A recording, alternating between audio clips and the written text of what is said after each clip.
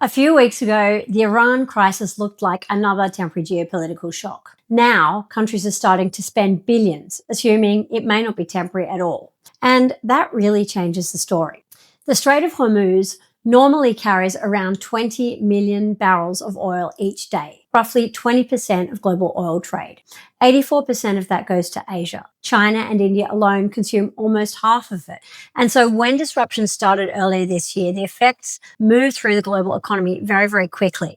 Brent crude surged as high as $138 a barrel following the military escalation in late April. Tanker traffic through the strait reportedly collapsed by more than 90% during that initial phase of the crisis, and it left hundreds of ships stranded outside the waterway. And this is the detail that really stands out. Before the conflict, war risk insurance for a tanker crossing Hormuz was almost negligible. Now, a single transit can carry an insurance bill of about $2 million.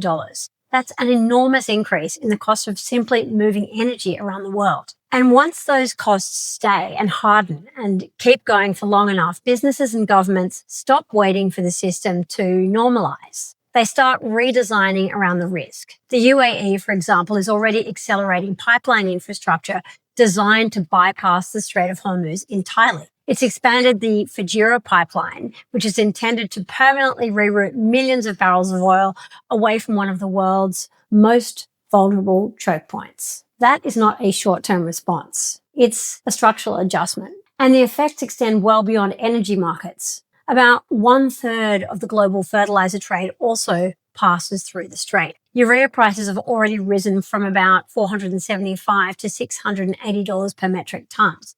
And this means that the cost pressure eventually moves into agriculture, then food production, and then the supermarket shelves. So this is how geopolitical fragmentation spreads through the real economy. Not all at once, through shipping costs, insurance costs, inventory costs, input costs. The system keeps functioning, but it becomes more expensive at every single layer. And that may be the most important shift underway right now. For decades, the global economy was optimized for efficiency, for the lowest cost, for the fastest route, for minimal redundancy. But geopolitical instability is changing those incentives. Countries are now paying more to build backup systems, alternative routes, and strategic buffers against disruption. And once enough countries start doing that simultaneously, then globalization itself starts becoming more regional, more defensive, and more expensive to operate.